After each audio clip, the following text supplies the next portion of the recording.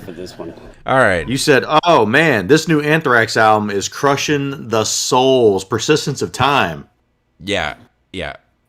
No, That's what you said, Dave. it's not. Yeah. It's not. That's 100% what you said. But hey, we're here, Josh, and we're here to review. Book of Boba. I would like to point out that I knew this would happen. I knew that we were not going to cover Star Trek.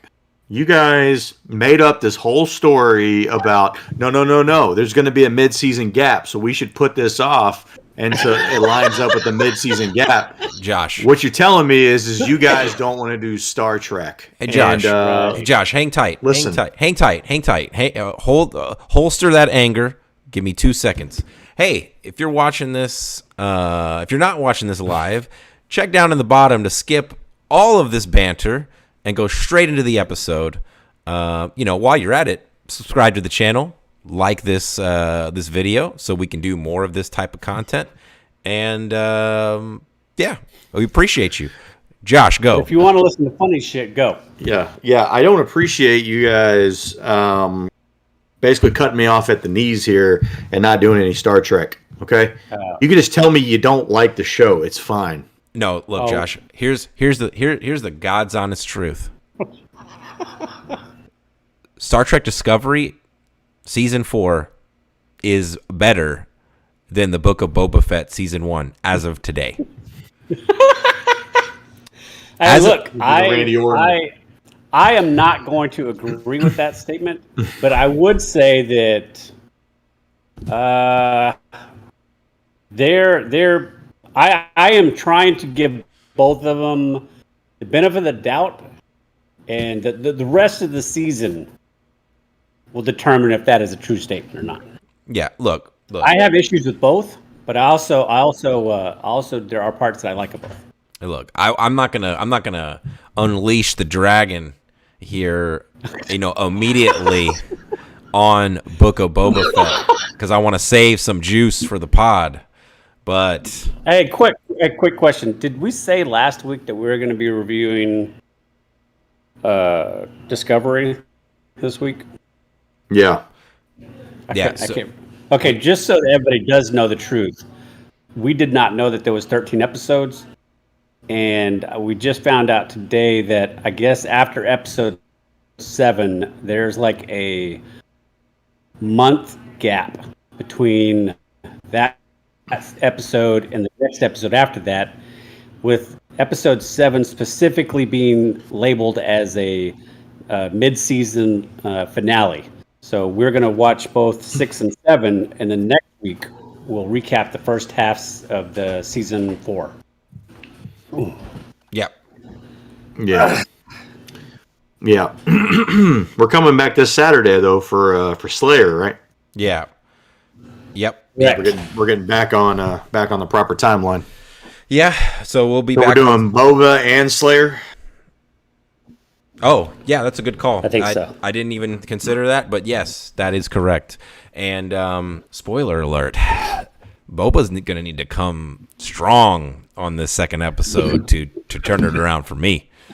But let's get into this. Let's get into it. All right. Let me get a beer because I think I'm going to need it. Well, don't drink more than one because I know how you act. I won't get drunk. Oh, crap. I don't even have any beer in here. Oh, I'm going to have to drink one of these Shiner Blondes. That's also beer. It is, but it's okay. Hey, That's look. not my preference. Hey, look. It's better than that Bud Light All right. bullshit you're trying to drink. Hey, look, Shiner. Nope. If you'd like to sponsor the show, Jason will drink that exclusively. That's right. Absolutely. I have no shame. Are you ready? Hey, man, we're waiting on you. God. Sounds like Jason has one of those old bullshit Yeti things to put around the cup or the bottle. I sure do. It goes. It slides right in like Dave's mom.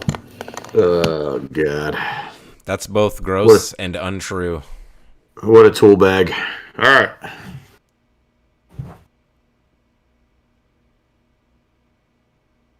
Hello, and welcome to Three Guys and a Mic presents The Book of Boba Fett, a new original series from Disney+. I'm your co-host, the Human Dart, along with Jason Tsunami. And David Disaster. We made it. We made it. The Don't Book of sound so Boba excited, Fett, man. Yeah, It's Book here, of dude. Boba We got Fett. some more. We got some more Star Wars content, dude. That's a win. You know what I wish I was? You know who I wish I was? I wish I was Han Solo when he was out in that desert and he was having to deal with Boba Fett. He was blind. He didn't actually see him. And then he knocked Boba Fett into the Sarlacc pit. And we never saw him again until the fans drug him out of that thing and forced us to watch this show. I'll say this, Dave. Jesus since Christ. you're going down this path, this is eerily similar to the fans clamoring for the prequel, Yeah, and then we got that. yeah, no. I'm slightly joking, but What do you? Did you say something bad about the prequels? Because that is the single best part of Star Wars in general, particularly Jar Jar Binks. Don't say. Oh Nah. my god. Misa thinks he's the best. I mean, look, I'd say Rogue One is probably Legitimately, that is the best Star Wars movie. that is yeah. that is It probably very is. very close. I'd put Right it, there, and I'd put it right there with Empire. correct. I mean, it's really good. I've never seen Empire. Empire Strikes Back. Oh yeah. No. Oh well, you're either lying or you're also just you need to get out more. I don't know, dude. You watch movies like 50 times in a row. Like you need to watch. Yeah, good movies, not the fucking Empire Strikes Back. Hey, so Book of Boba Fett. Look, I clearly, I think we know where I stand at this point. I'm not a huge fan of this, and we'll get into why later. But what do you guys think?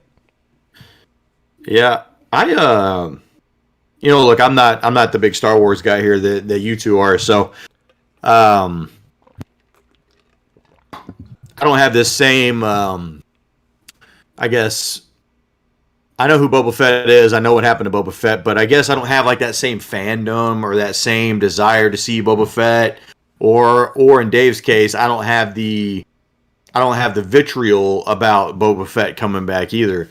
Like I'm just kind of in the middle of it. Of like, he seemed like he was a cool character on Mando, and I would like to see more of him in another show. And so that's kind of how I came into the first episode here. So just general thoughts. I thought the episode was fine.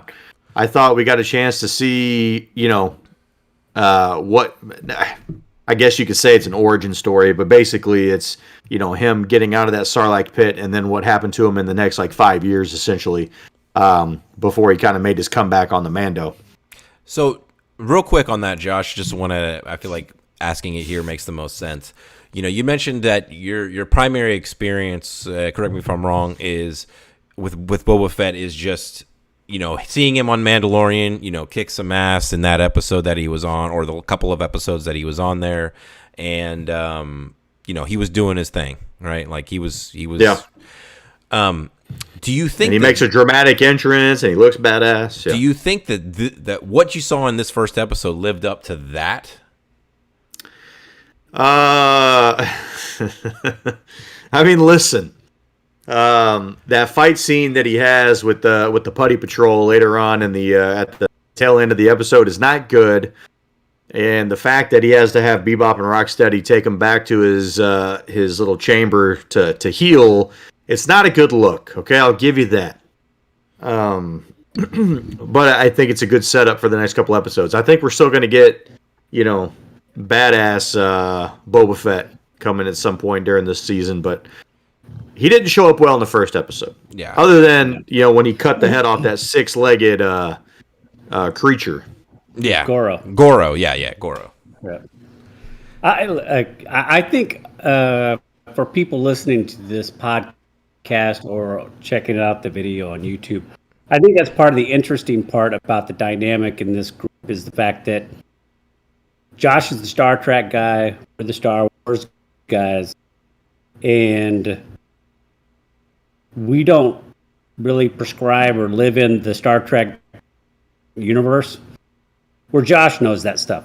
So there are certain things that might affect him differently when he's watching Star Trek than us, and vice versa. So me and Dave had talked about this with Boba Fett before, and we both thought that Josh would be more receptive to whatever they put on the screen, where we didn't know what to expect.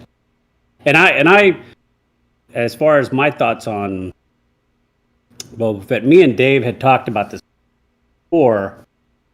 I had strong reservations about doing this show, period. I like Boba Fett. I'm a big fan of Boba Fett. I'm one of those guys that enjoyed him, even though, like Dave is going to say later, he only had 3 minutes of time. I almost got a Boba Fett tattoo. Luckily, I did not. And you settled for Jack Skellington, huh? Yeah. And so that's a huge you have upgrade. this situation where it is, because I still like Jack Skellington. Boba Fett, not so much now. But anyway, I digress. You have a situation where if you put in somebody that has a limited role and a big, giant following because of his mystique and the mysteriousness of him, and then you go into something like this where you strip away all of it. It can be detrimental to the character.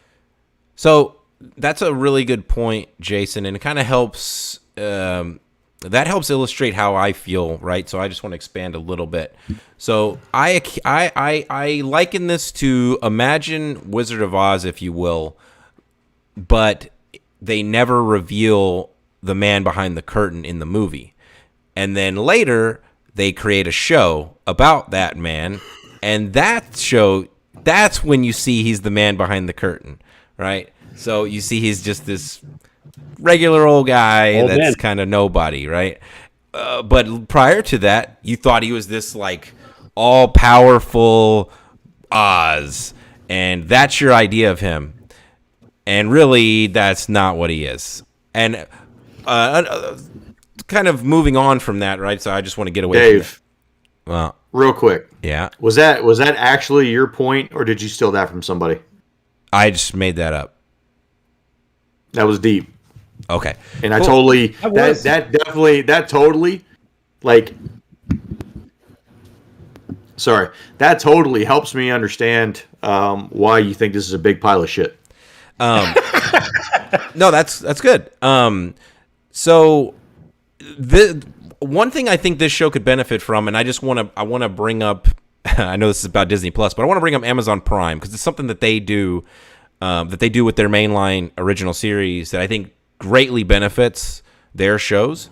They don't release it all at once like Netflix, but they release the first 3 episodes. So like The Boys, Wheel of Time, and I imagine the other big shows that they put out as well that I may not be familiar with.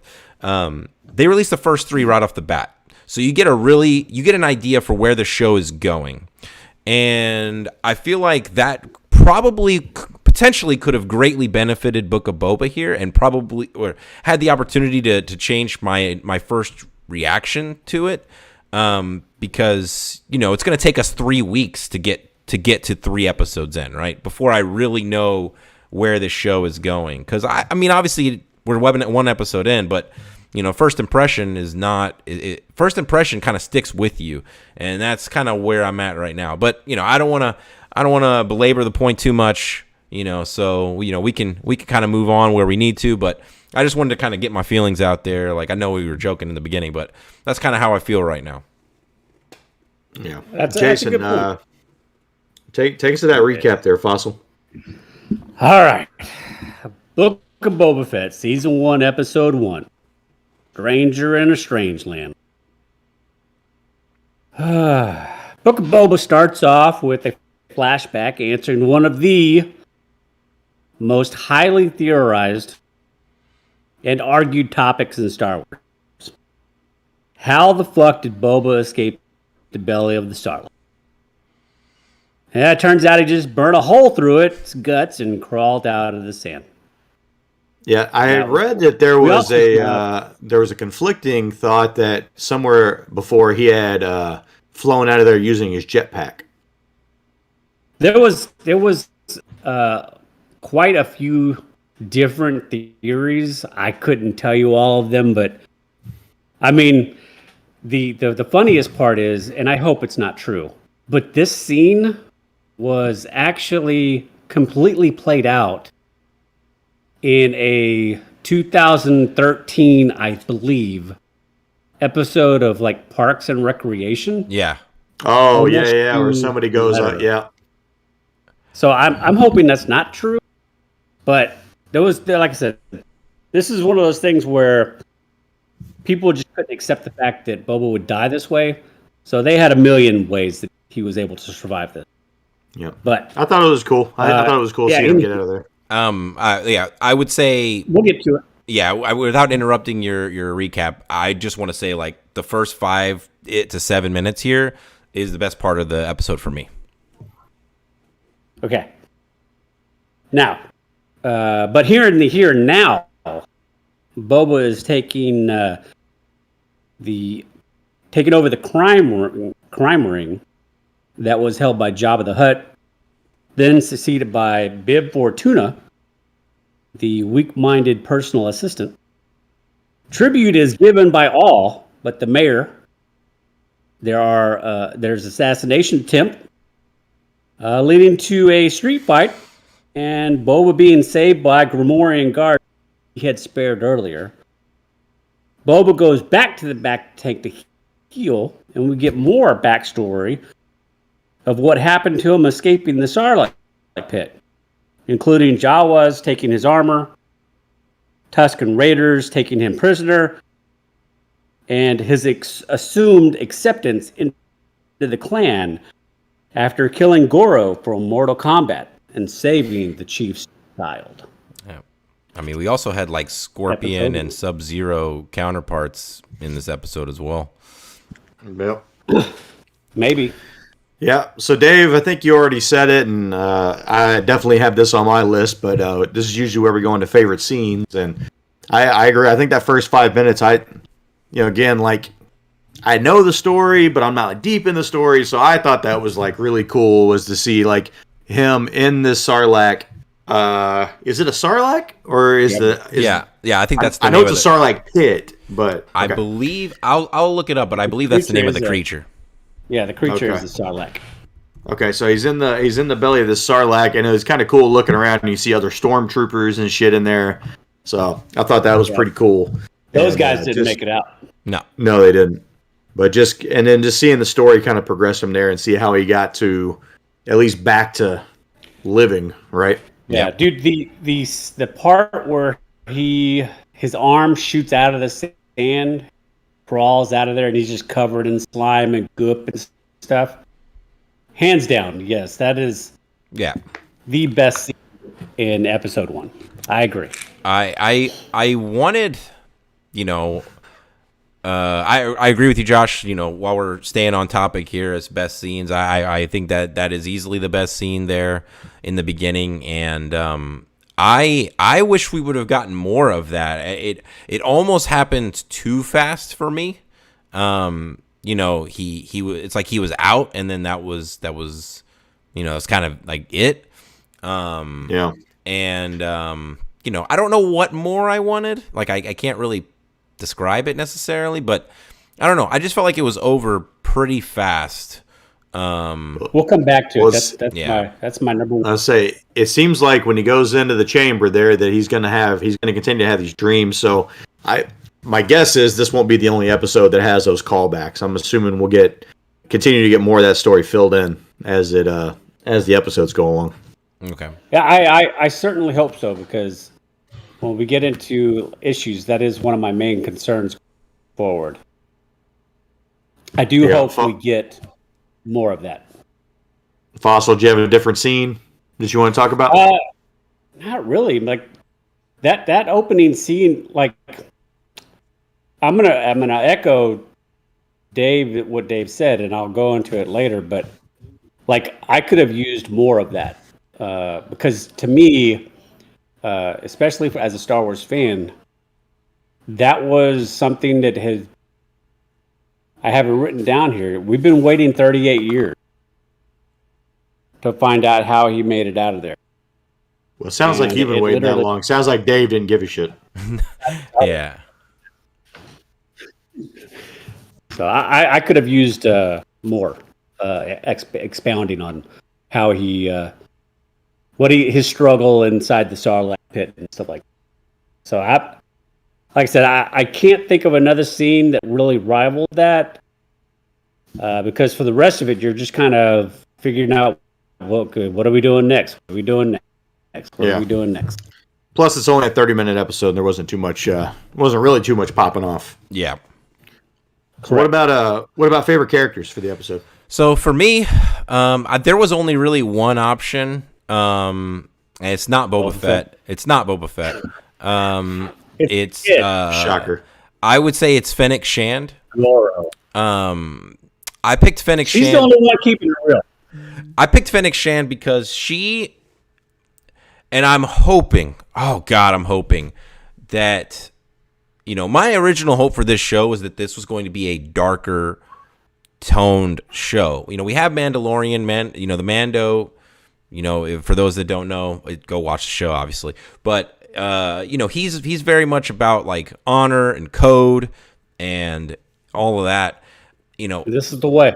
Yeah, this is the way. Yeah. I was hoping with Boba Fett, him being, a bounty hunter, he worked for the Empire, he's running the crime ring. I was hoping for a darker tone, and Fennec has been was telling him throughout the time, like, look, you gotta rule with an iron fist. You can't be a bitch. And Boba didn't listen. He decided he wanted to be a bitch, which again turns me off completely. Look,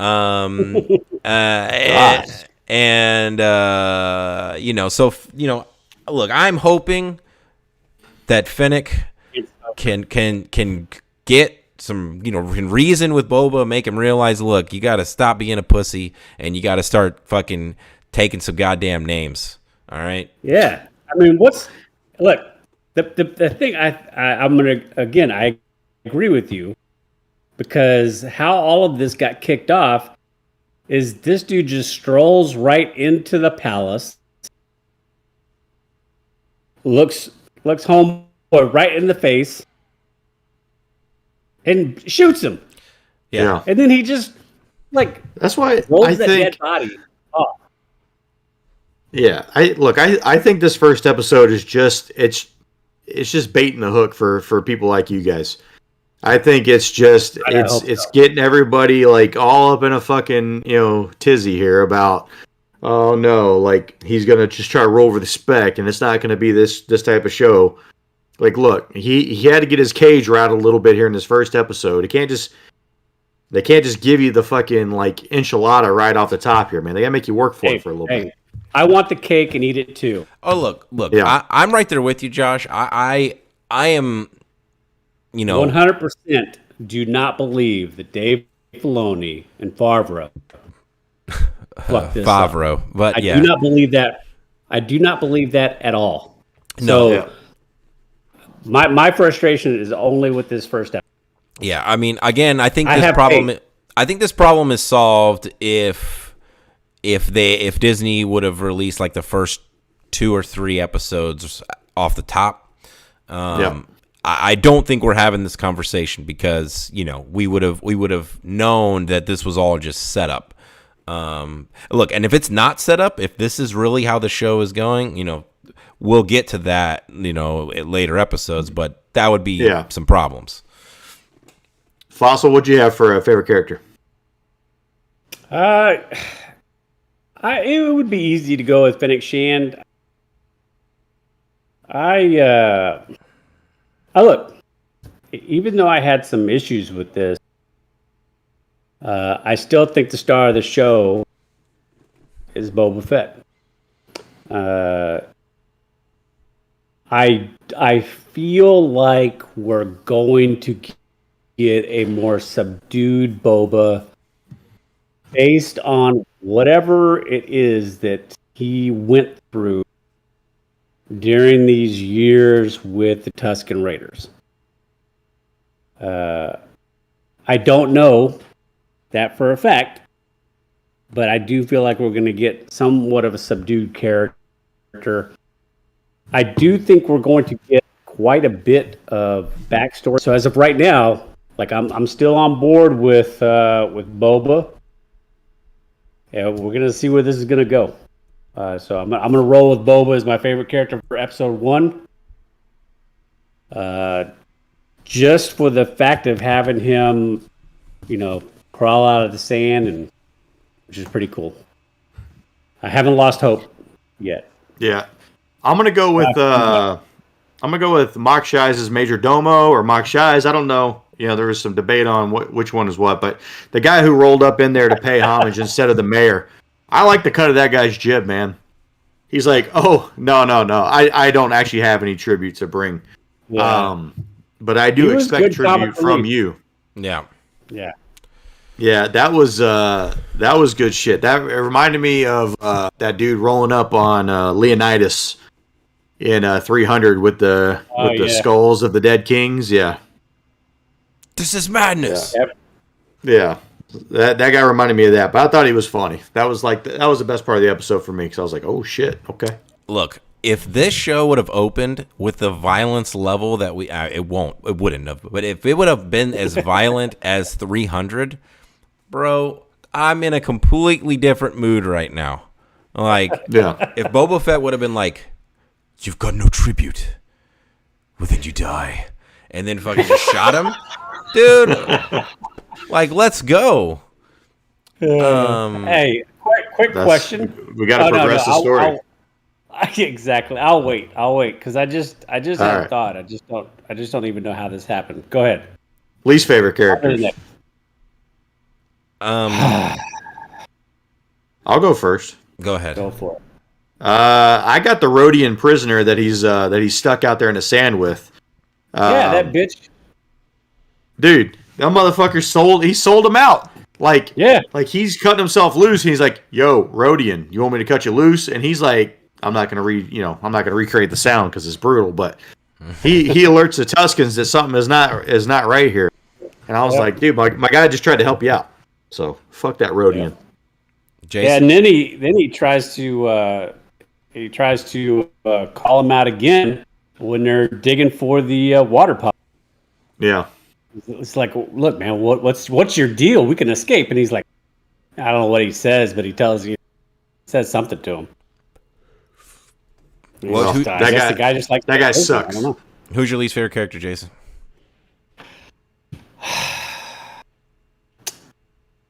I'm gonna go with the Gamorrean guards. Yeah. Because had they been doing their job, if they've been doing their actual job when they left the cantina, they wouldn't have got jumped by these assassins.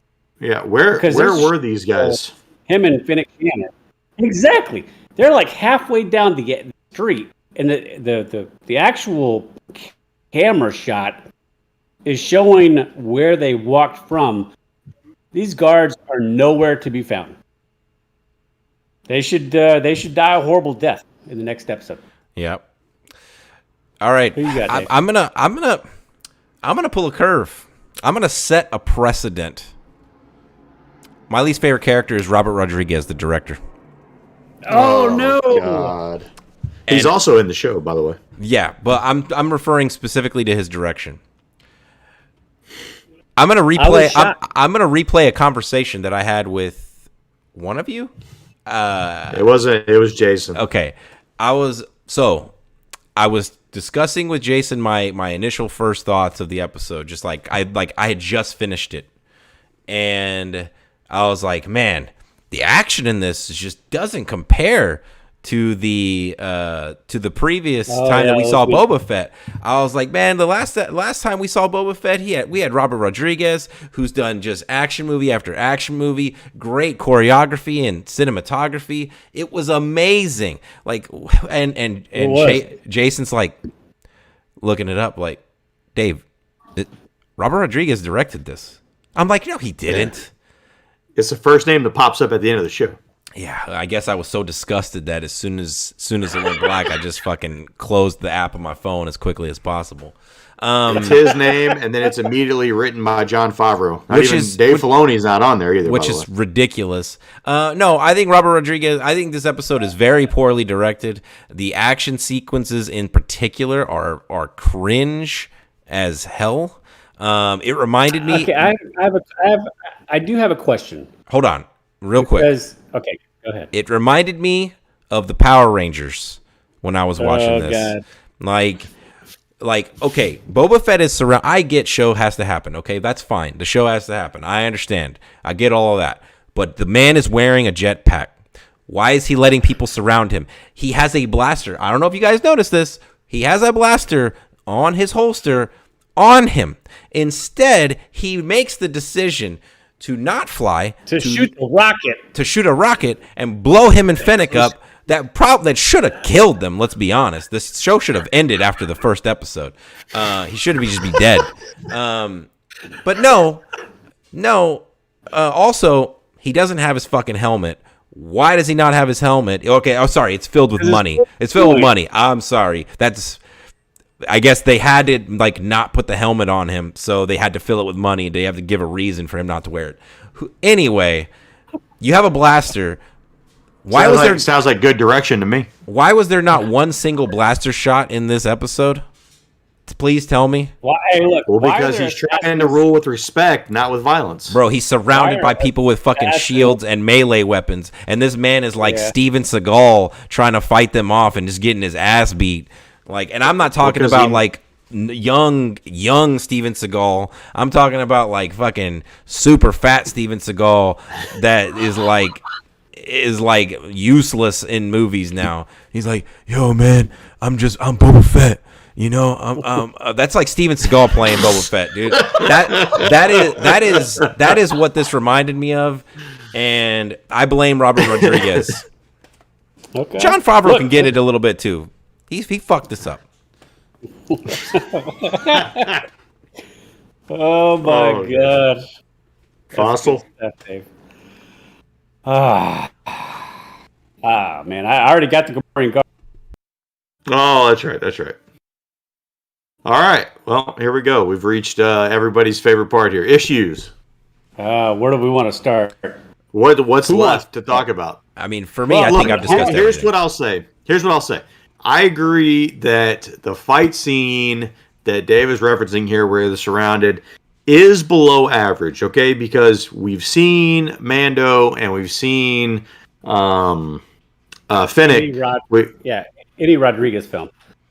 Well, yeah, but we've seen them two specifically fight off groups of people before that it appeared to be more they seem to be a little tougher fights than what these guys were. And I would tell you, as we saw Fennec chase down those two guys on the rooftop, she was getting worked by that little mob in the street. But then when she goes to jump and chase them on those buildings, she kicks the shit out of both those guys. So, yeah, I don't know what I agree with Dave there is I don't know what the whole deal was with that little... Okay, so I have a question that maybe... just maybe might explain lack of a tight choreography fights. Do we think that the whole COVID situation makes the hours of practicing these combat scenes up close and personal, hours long, hours after hour, each day, is just not something that's being done right?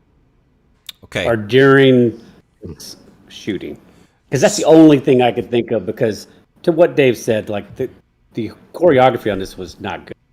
So you know how you solve that, Jason, if COVID is an issue? You one of the things you do for COVID, if you guys didn't know out there, is you social distance. So you don't have fight scenes where you're super close. You use guns. You use fucking pistols.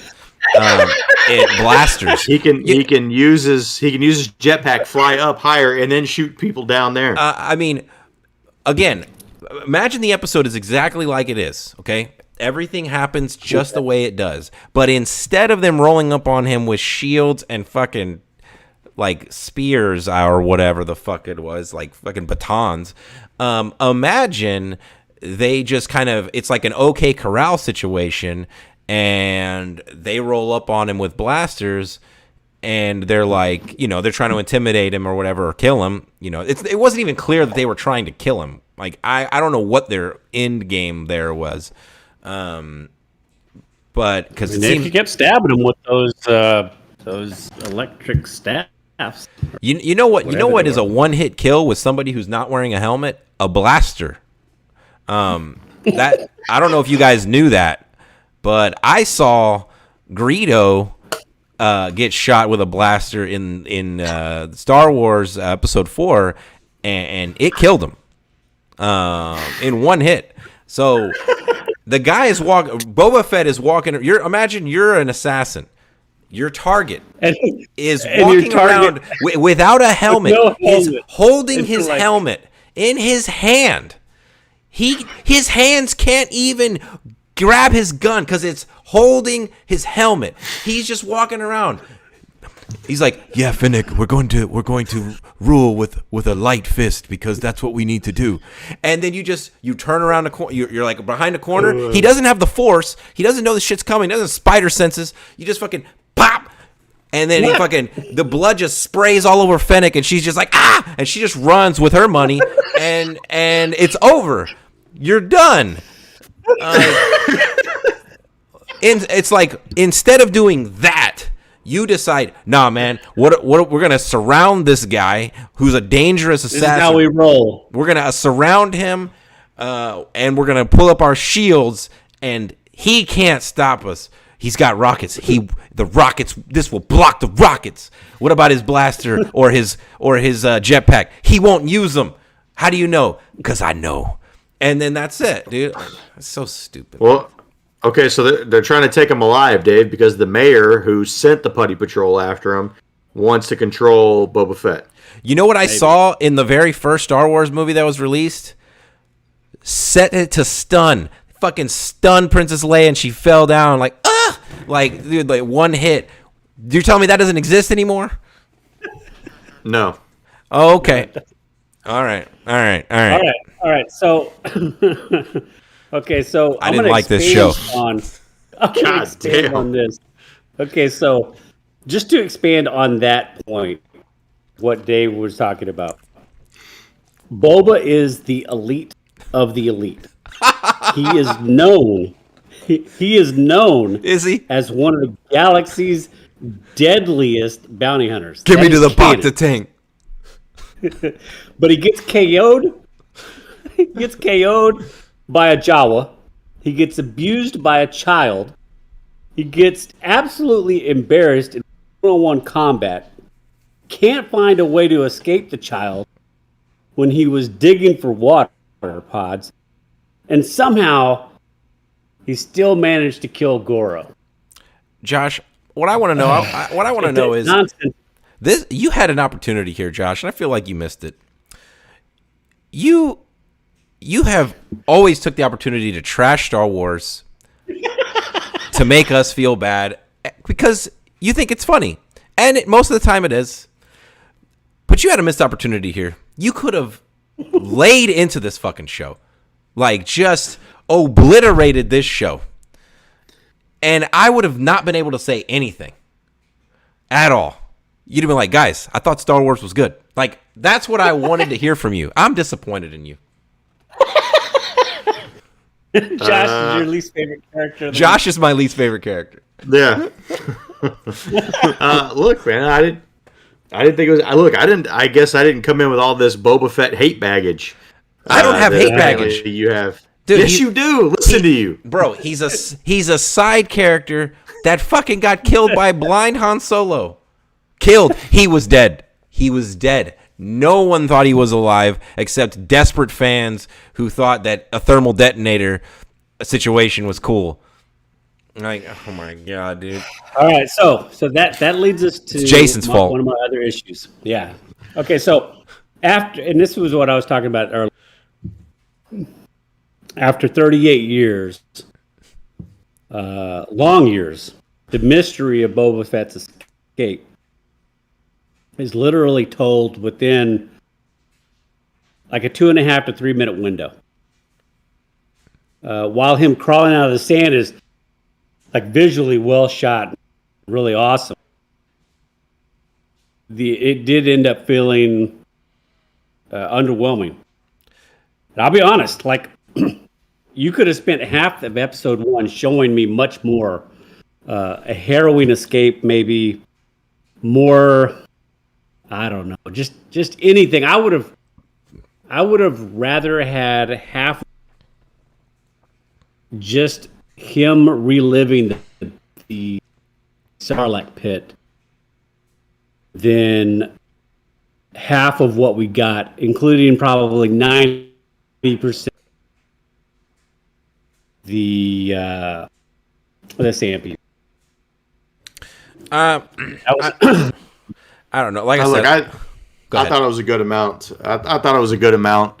I mean, look, it's a 30-minute show. They got to fucking go, right? They got to keep it moving like a drive-by. So, I thought they did a good job in 5 minutes, giving you a visual of the inside of the Sarlacc and then moving on. Well, I can't argue that what we did get was well done. I could have used. Yeah, I mean, like I said, the opening was easily the best part. Was easily the best part of the show. I was pretty excited overall in the beginning of it,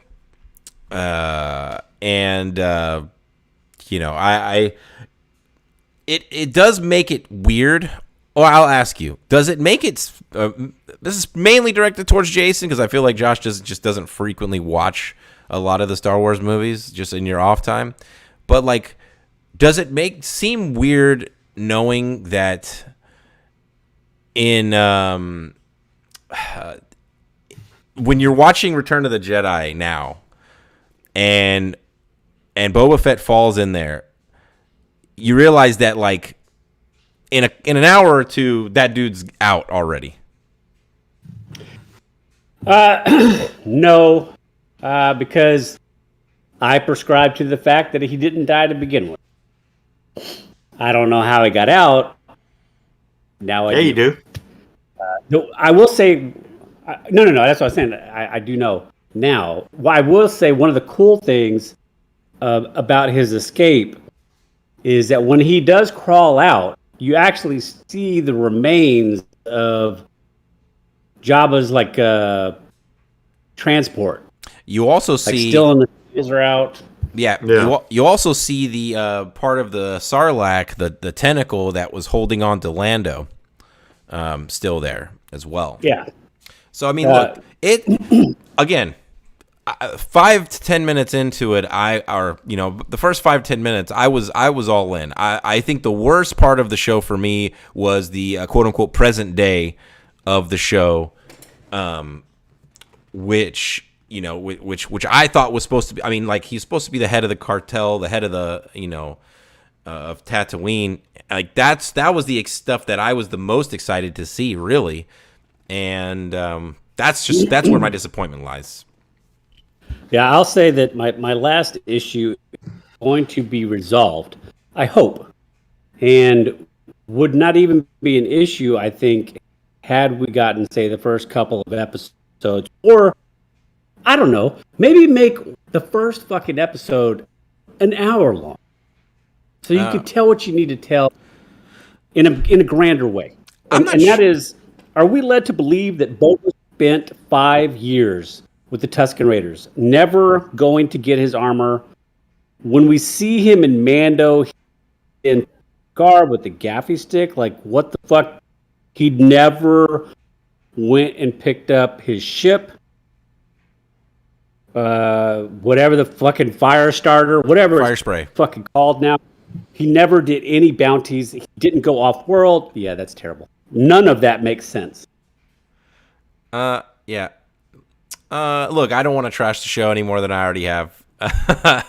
Probably too late, but I'm looking forward to the next episode. I am. I think it's going to move this along, and I think you guys are going to be singing a different tune. Look, I hope so. genuinely hope so, Josh. I'm hoping I'm hoping we can look back at this first episode and just be like, okay, look, they established some things that they needed to establish, and that's mainly what this episode is about.